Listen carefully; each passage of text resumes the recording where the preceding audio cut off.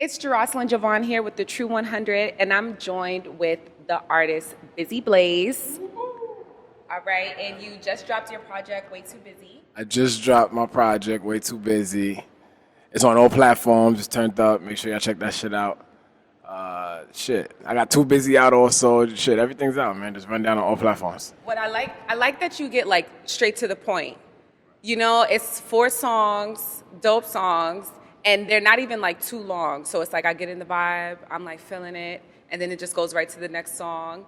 And then before you know it, because it's like 4 songs in, then it like I listen on Spotify. It takes me to one of your other albums. Right. So it just flows. I call it I call it commuter time. It's like, you know, you need like 20 minutes to get somewhere. So it's about 20 minutes to listen to music. You know what I'm saying? 4 songs, about 2-3 minutes each. It's never too much. I don't like too much. Too much is like oversaturated now. You know what I'm saying? Like we got 1 minute and 30-second songs on Billboard. So, you know what I'm saying? I could give you what you need in 2 minutes.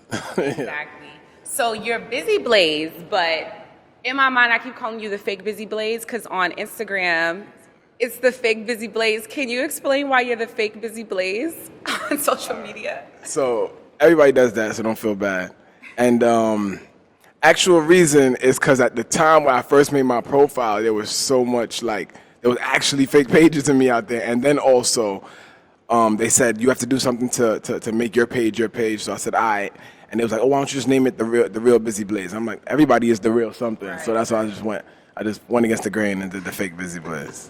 And now you're the only fake BizzE Blaze. And now I'm the only fake BizzE Blaze out there. But you're really BizzE Blaze. But I'm the real BizzE Blaze is the fake BizzE Blaze. So you're from Brooklyn. You're from Brooklyn. Yeah. But you live in LA. I live in LA. Walk us through your relocation. I upped and moved, man. I wanted to get out of town because I felt like I knew so much people there, and I felt like there's a such thing as kind of like overdoing it in your own city. You know what I'm saying? So I didn't feel like I was overdoing it at that point, but I didn't want anybody to get comfortable with seeing me or comfortable with being around me or comfortable with, you know what I'm saying? Just bumping into me at the number. Nah, not for safety reasons. Nah, the gang don't go nowhere. But it's like it wasn't for safety reasons. It's mainly for myself, how I felt and what I was doing. And I kind of realized as time went on, shit, Blaze, they done forgot about half the street shit you did. They done forgot about all the other stuff, and everybody you run into, they just like, yo, what's up with the music, bro? Yo, how's the music? Yo, what's the thing? I'm just like, oh, okay. So I guess this is my life. There's no more real me. It's all BizzE Blaze. You know what I'm saying? So when did you start making music?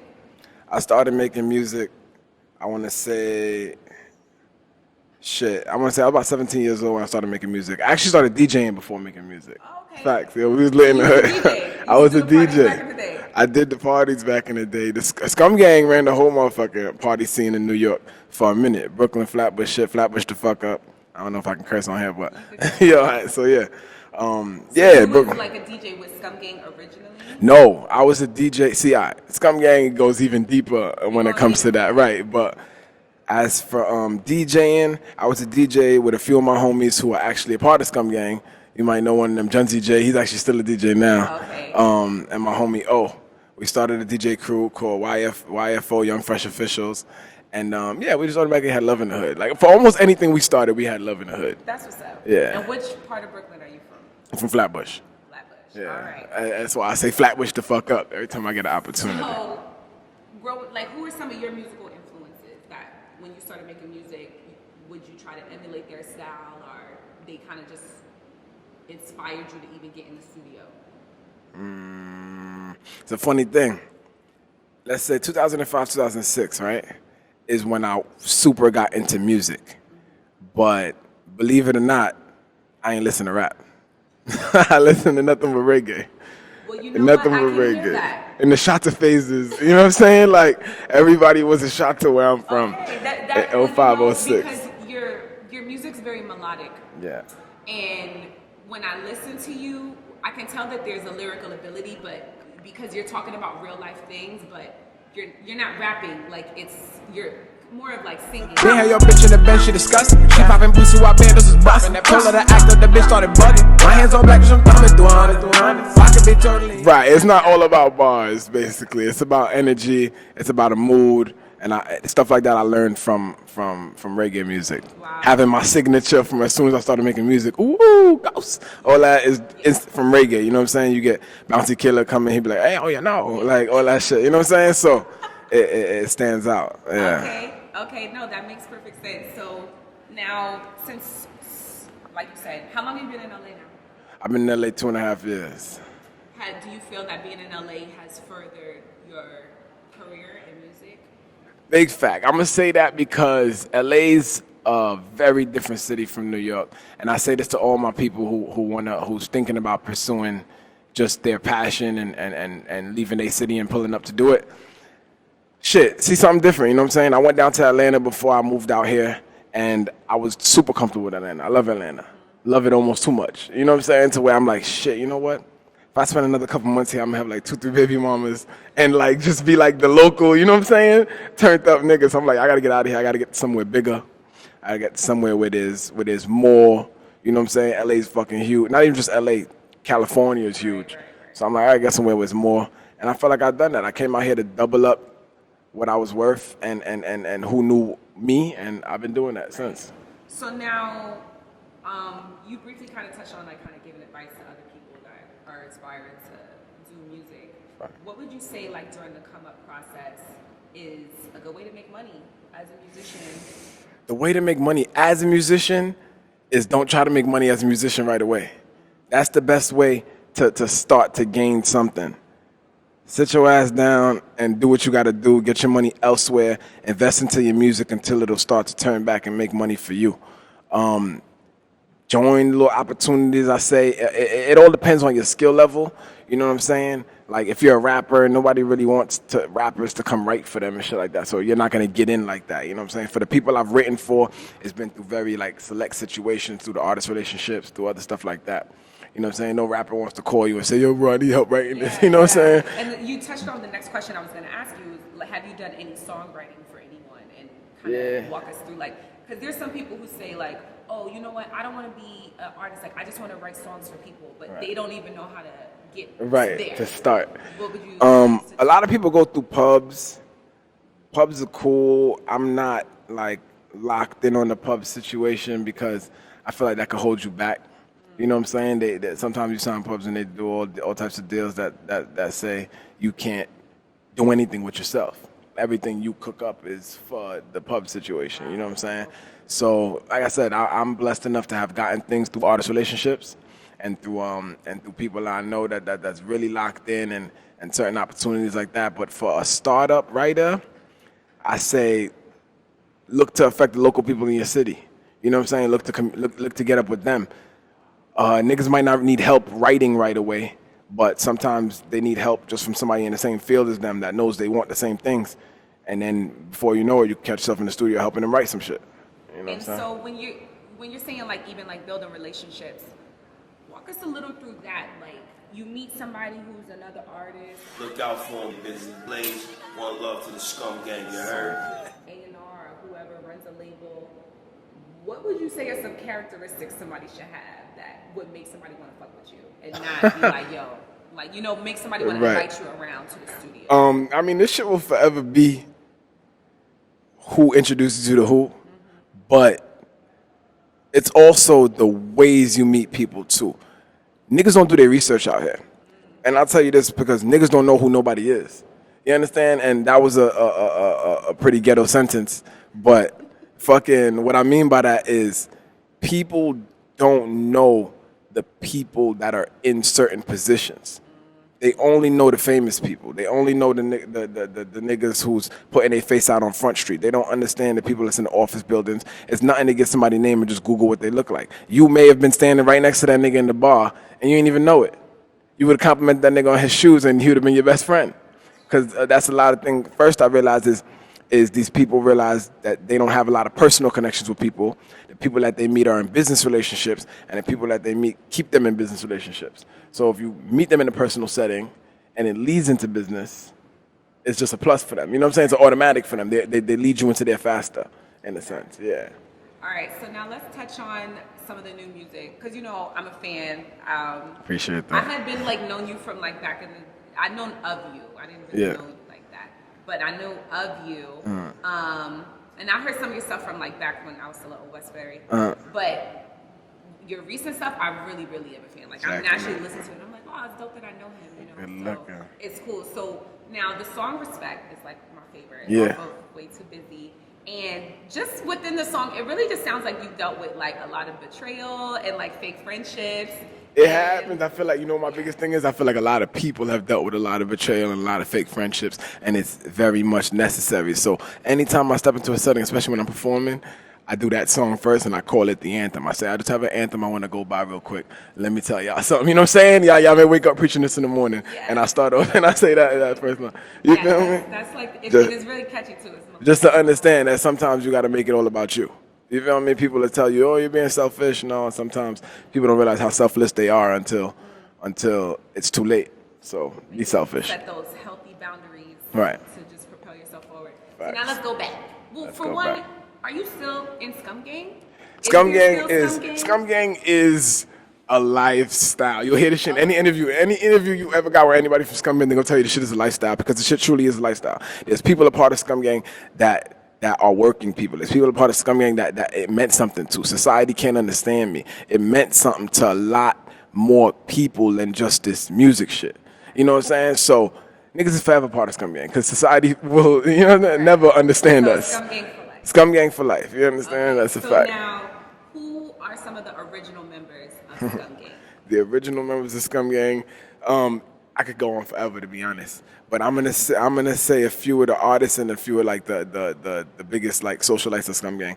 I say the original members would be artist-wise, myself, Busy Blaze, AI S.C.U.M, Asiatic, and Dizzy, S.C.U.M Lord Dizzy. As far as like known names throughout S.C.U.M, Just So Brooklyn, Cupid is S.C.U.M. Like, you know what I'm saying? There's a couple of prominent names. And you guys grew up together. We grew up together. It's a thing in the hood. If you've ever been around us in the hood, it's actually separated but the same. We call it the older S.C.U.Ms and the younger S.C.U.Ms. You understand? We're separated by a couple of years, but it really is the older S.C.U.Ms and younger S.C.U.M. Younger S.C.U.Ms is me and my team. For a minute. So you say all the original members. There was definitely a name that was missing that many of us know is associated with S.C.U.M Gang. Right. So tell me, how did Tekashi69 become affiliated with S.C.U.M Gang? S.C.U.M, yeah, you feel me? And on. We just making moves after moves after moves. 6ix9ine, I bet. So Danny got a part of S.C.U.M Gang because I personally brought him on board. How that happened though was S.C.U.M Gang was moving in the hood, just like we've been in Brooklyn. Like I said, we've been doing the parties in Brooklyn. We've been turning up in Brooklyn. We've been doing all types of, you know what I'm saying? Like. What year was this? Different events, shit. I want to say 2013, but I honestly think like 2014. Okay. Like, so we were going crazy in the hood around them times, and they did their research online. They were Tekashi and his team, which was Righteous P, and another dude named Chad. They were kind of pushing the S.C.U.M like agenda, but not based on us. You understand? They were pushing it how we did in high school. High school, we was on some S.C.U.M squad shit, running down on girls, doing all types of, like shit like that. That's what they were on. So when they realized like, yo, this shit is dope, a lot of people like it, and well, their fans and stuff like that, they decided to do their research, and they seen S.C.U.M Gang. They seen, oh shit, this is a fully established team in Brooklyn. And so let's get in contact with them. They contacted Cupid. Cupid hit me up. I brought him out to the hood. I actually brought him to Flatbush. I brought him to Flatbush and Avenue I, the Chinese food store. He's from Bushwick. So I brought him out to the hood. Him and Righteous P linked up. I brought him out to the hood. We sat down and we had a conversation, just a simple conversation about what you got going on. What would you bring to the table as far as, joining our thing? Because we didn't need controversy. We had enough of that. You know what I'm saying? Like, we had negative, positive, all types of shit. So we didn't need controversy in a sense. But if it was strategized, we could do it. So I brought him in. I chopped it up with him, seen where his head was at, and he showed me a couple things back then. And I also realized a couple things in him back then that made so much sense that I was like, you know what? Let's bring it on board. Things like what? Like, do you feel? Did you already see the talent in him from the beginning? No, not like that. Not talent. He had an edge. if that makes sense. So he always had that edge. He had an edge. He had the tattoos. He didn't have no tattoos on his face. He didn't have no colored hair. He didn't have any of that. He was talking to him in person. He's calm. He's collective. He's chill. The edge was fully online for him. Okay. So the edge was fully online for him. When he posted on Instagram at the time where I first met him, he probably had like 3,000-4,000 followers, but he had all types of weird pictures posted on his gram. Like what? Like shirts, posting the shirts that say HIV, and shirts that say AIDS, and shirts that say gay. And I'm asking him, like, why would you post that? People are under his comments. He may have 600 likes on the photo, but 300 comments. You understand? And people in his comments kept roasting him. Like, yo, what's up with this gay kid? Yo, who is this kid? Whatever. And I asked him, yo, bro, why would you do that? Like, why would you want that type of attention on you?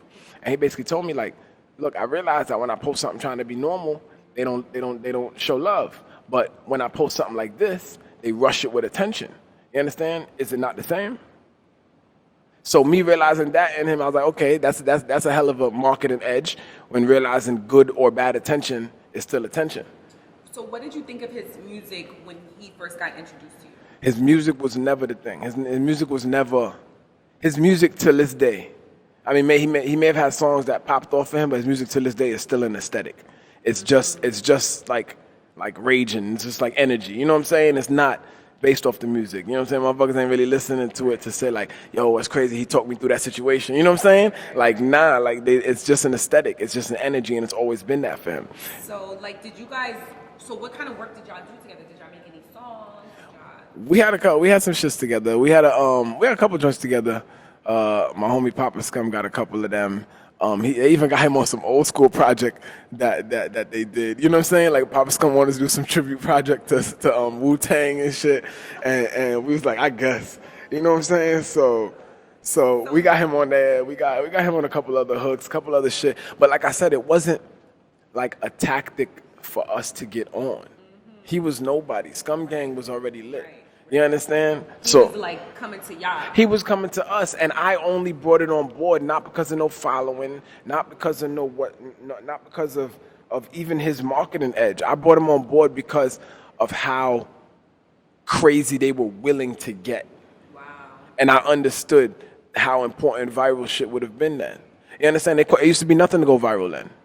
You know what I'm saying? Now it's like a whole fucking fight. Now you got niggas that went viral 15 times still ain't famous. You know what I'm saying? One of the first videos I can remember him, I think he was like doing like the Stone Cold Stunner on some girl on like a bed. That was his first viral moment. Yeah, and there wasn't no music. It was just him wilding out, being crazy. That's what I'm saying. The edge that he was Scum Gang at that time. He was Scum at that time. You know what I'm saying? He had Scum tatted all over his arm at that time. You know what I'm saying? But the edge, like I said, what they were willing to do, what they were allowed to get away with, and how we could just write it off as you got the older Scums, the younger Scums, and now these are the baby Scums. They're good. You understand? Like it's cool. Like it's nothing. You know what I'm saying? Let them wild out. Oh yeah, it's all right. You know what I'm saying? It's the truth. That's really what I seen, what I envisioned it as. How long did that last before it seemed like things kind of went sour? So I could say things never went sour between Tekashi69 and Scum Gang itself. It went sour with the relationships that I introduced him to after. You understand? So I introduced him to the rest of the gang. I made it a thing. I said, yo, we should bring him on board. Niggas wasn't really with it. You know what I'm saying? Niggas looked at him like, the fuck's the Spanish kid? Like, Bushwick, like, fuck out of here. Like, it's Flatbush. You know what I'm saying? Like it's a dub. And I'm just like, nah, you know what I'm saying? Like, it's a lot more to it. It's something. There's more to this game. There's image to this game. There's, you know what I'm saying? There's certain shit. And plus, he's willing to do shit you will never do, bro. You know what I'm saying? Like, straight up. He's willing to do shit you will never do. So you were the one in Scum Gang really vouching for him. I vouched for him. Why? Because I was the odd man out before him. You understand? And I turned around to show everybody that that I'm the one that, you know what I'm saying? That deserved the attention. So therefore, I knew that could happen with him. And me understanding that could happen with him is more the reason why I'm like, come on, bro. It doesn't matter. You understand? It's okay. Like, type shit. So now, pretty much, things started kind of getting negative between him and certain members of the crew. Right. And then he left. Is that what happened? Like, he never really left. His problems came overall with all his regular problems. He was beefing back and forth with with Diz. Diz, one of the main members of the crew. He was going back and forth with him. They was beefing over little petty stuff that, you know. Once I introduced him to Diz, at first Diz didn't want him on board. Then when Diz seen there was opportunity in him, he kind of brought him on board. You know what I'm saying? But the only thing is that he even recently said to me the other day, he feels wrong about it sometimes because he didn't coach him enough. You understand? When the kid fought against him, he fought back. He didn't just like say, yeah, I understand, bro, but you know what I'm saying? Like let him be a kid type shit. It was a point in time Tekashi quit. He didn't want to rap no more, but he never dropped the Scum Gang thing. Even with the I don't want to rap no more, even with the I quit, still ain't dropped the Scum Gang thing. So when he dropped like his first big song, Gummo. Yeah. Right, and then he's saying Scum Gang. At this point, where y'all still like? Even then, when he dropped Gummo, I spoke to him on FaceTime. Probably like a week after he dropped Gummo. He's like, yo, it's lit, Scummy. Yo, it's da-da-da. You know what I'm saying? Like, it's going off. Like shit is going up. And I said, all right, you see what happened? You put that Scum Gang in there and everybody went crazy. You understand? I said, you know what time it is. We got to lock in the right way. And he's like, big fact, let's do it. Right? And he go, big fact, let's do it. Let's lock in. That was cool. The problem is that other people feeling like they can't get in contact with him kind of puts them on the edge of their seat. And I'm like, nigga, fuck you on the edge of your seat for? Like, I'm good. No, the problem is not believing in other people's capabilities. You understand? And what I mean by that is like saying, if we're friends and you told me, oh yeah, it's good. I spoke to him. Everything's everything's set. And you just like, but why you don't want to answer my phone calls? Right. And I'm like, why you don't want to answer my phone calls? Right. So eventually, it also sounds like from the beginning, there was just a certain level of kind of respect you were giving him and embracing him, that maybe that's why he would be more open to picking up your phone calls over someone else's phone calls. It wasn't even a respect thing. It's a respect he gave me. Mm-hmm. I respected him as being himself from jump. Never put any pressure on him about any of that. Never forced him to do anything he didn't want to do. And when he was put in a position to do something he didn't want to do, I kind of talked him through it. You understand? Like there's videos online thing with him in the studio with us when we was doing that old school mixtape. You know what I'm saying? There was a point in time in there where he was uncomfortable. You know what I'm saying? And I'm kind of sitting there explaining to him, like, well, listen, man, someone just get comfortable, you just get thing, show you how to knock it out, nigga, we here. You know what I'm saying? Like it's nothing. Like it's more important you getting on the joint than you know what I'm saying? You worry about how you're gonna do it, what you're gonna say, which is just get on there, get the energy out, and we'll get it the right way. So now when his first music was dropping, like you could even see under his songs it would say Scum Gang. Right. Then it changed and right. You had like heard of a lawsuit. Was there like an official lawsuit that was launched against him for saying Scum Gang in his I believe so. I was not a part of it.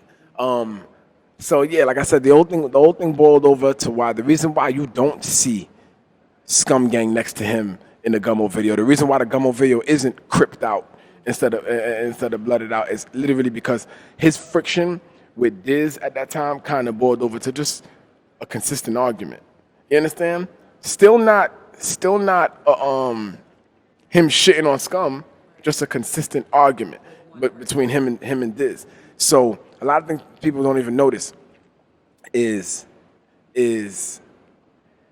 yeah, like this is like sometimes there would be pressure on him on posting a SoundCloud link or something like that for that Diz just dropped the project or something like that. Little stuff like that where it's like I realized from the beginning of my career that it was unnecessary because I had 15 motherfuckers that was in my camp and I would have arguments with them all day like, yo, why you ain't post this? Why you ain't post that? And I realized, you know what, you can't make nobody do what they don't want to do. If you want to step into that position, you're going to be that person and you'll see what comes back from it. You know what I'm saying? But if you don't, it's all good.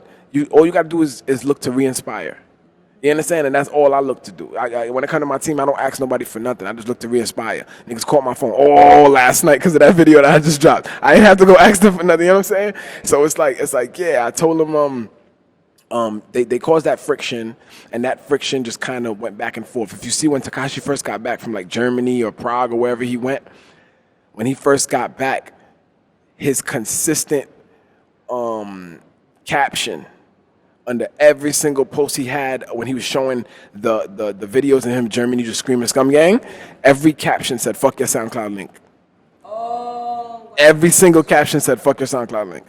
You understand? And like he was really had an issue with one person. That's it.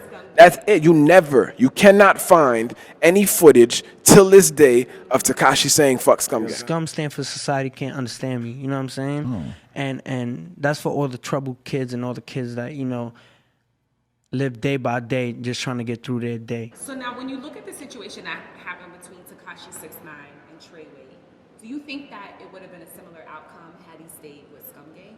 Guaranteed outcome. That was the out. He created the Treyway platform off of everything that was Scum Gang. I say this before. I've said this in other interviews. I said this at Complex. I say Treyway is the evil twin brother of Scum Gang. You understand? He did all of that as a slap in the face, but to one person. Surrounded by Bloods. He never been with a Blood a day in his life. He never hung out with a Blood a day before that. You understand? There was no Blood niggas in his camp. He never was wearing no red flags. Never was none of that. That was supposed to be a slap in the face to the Crip nigga who was threatening him. All right. You're making it all make sense. You're making it all make sense. So now, is there still a future for Scum Gang? You're telling me it's a lifestyle. So is there a possibility of the Papa Scums and the Daddy Scums and the Baby Scums, the infant Scums coming back together? Like I said, yeah, Scum Gang is forever. The lifestyle you can't kill. You know what I'm saying? Like all the legends never die. Rest in peace, K.O.D. Rest in peace, Pops. Like, you know what I'm saying? Scum Gang is forever. And it's like, right now, if it's a necessity for all the true leaders of Scum Gang, although they don't carry it on their back the way they used to, it's still in everybody's back pocket. You know what I'm saying? And niggas is still gonna make it a thing once anybody gets the opportunity. I go first, it's lit. BizzE go first, we know. AZ go first, it's lit, no matter what. So pretty much it's like y'all, that love is, that camaraderie It's is there. It's and there. as soon as like one of y'all pop, it's like, Right. about to be like, we're gonna finally see that real Scum Gang the way we saw Tekashi kind of take and run with Big it. fact. And so would there ever be a chance of him being able to come back around? Unfortunately not. Like that's like, I really feel bad for him because I know the situation in which he caught himself up in wasn't for him. He not like that. Exactly what I said from jump is him understanding how necessary it is to portray certain things.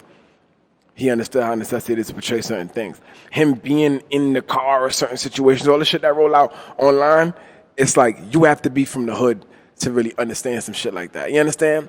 Like, you got to be from the hood to know there's always a nigga sitting in the car that's not like that. There's always a nigga sitting in the car that just wanted to see what's going to happen next. You understand? There's always a nigga sitting in the car that just wanted to be down for the moment type shit. You know what I'm saying? And that's how it happens. That's how little homies become big homies. That's how I think. A lot of the big homies was little niggas sitting in the car not doing a goddamn thing when they was young, and they just seen so much and became about more. You understand? Don't get it twisted. Don't think that somebody that's not about that life can't become about that life in time. You know what I'm saying? I'm not saying that's in his situation. I still think, like I said, he's just a humble kid. But yeah, it sucks what happened to him. It sucks what happened to him. It sucks because he had people who was really willing to back him, people who would have never let that happen. Niggas who wanted this industry life for 10 years plus. You know what I'm saying? That would have treated it a lot different. Because do you get a sense that he really wanted to be in that life of like kind of gang and violence, even though he wasn't? Not the real violence, but he wanted the gang shit. Like he wanted the perception of gang shit. He wanted that look. He wanted that look from Scum Gang. You know what I'm saying? Like for his video in Scum Gang, he was buying Crip flags. You know what I'm saying? Like the same thing he did for Gummo. He went and bought a bunch of blood flags. Right. He just wanted to portray that because those cliques probably looked and felt the most rock solid to him while growing up. You know what I'm saying? He seen the niggas all flagging together. They felt the most rock solid. Because even when you look at his first videos, early videos, it is a very striking resemblance to Bobby Shmurda. And just like with having all the guys, it's from like the hood and throwing flags and grabbing what they from, and it's like I can kind of see where he took from that. It was like, yeah, I want to. I want to emulate gang shit, and it felt so much more comfortable with him and Scum Gang because we felt, like I said, his peers. You understand? When he forced himself in with Treyway, it was very evident that they wasn't his peers. And that became evident to him soon after. But he thought the money could change that. You understand? He thought the money could ship and shape like how people move and how people are. And that doesn't work. You know what I'm saying? You're not going to pay on time. So do you think there's rumors that he'll possibly come out and still be making music. Do you think there's really could be a future for him? In music? In music, yeah, come on, like him popping up the first time it shows that there's future in music. How much kids you have now that's just like whatever, and there's a future for him in music because you got to understand how strong his fan base is. Like honestly, I was talking to a 40-year-old Hispanic woman the other day, and she's asking me like, "Oh my God, like how do you think he is? Like, oh my God, do you think he's good? Like, why are you worried about this 20-year-old kid with tattoos all over his face as if he's your son?" Right. You understand? And it realizes that he has a deep-rooted fan base. The Hispanics always support their people strong. That's why black motherfuckers support their people a lot better. But they always support their people strong to the top, and they're not finna let go of him for whatever he did. They feel like he was just he didn't belong in that situation. You understand? So so all of that is possible. But this music industry is different. They actually don't need him physically to blow up a fucking right. Dummy Boy got distributed without that nigga. You know what I'm saying? With him in jail. Now there seems to be a trend, you know, with people from Brooklyn really like popping. Like you look, it's like Bobby Shmurda, then Young and May, and then you got Tekashi, and then now there's who's the new one? Pop Smoke. Yeah, the town is litty now. The new one, and then the other you got Fabio, my son Fabio foreign. You know what I'm saying? Y'all know each other because like Brooklyn, because Brooklyn's not that big. Brooklyn is not that big. Everybody knows everybody. It's a fact. Everybody knows everybody. I want to make this shit stand the fuck up right now. We really want to make Brooklyn go nuts. You feel me? Like for all those trying to section off the shit and talk about the Flossy, the 90s, it's Brooklyn. It's Brooklyn. And if it's not Brooklyn, it's Flatbush the fuck up. So, yeah, whatever you want to take that as, you know what I'm saying? You can take it as, but it's either whole of Brooklyn or it's Flatbush the fuck up. That's how it is. Supporting everybody. I support everybody or I support just the hood. You understand? So y'all let me know how what's the best way to do this. So you just dropped your new video today. Yesterday though. You're right. I dropped my new video named Today yesterday. You know what I'm saying? What's going on? What are we expecting next from? Shit. Right now it's all about today. It's all about that. Click on that shit.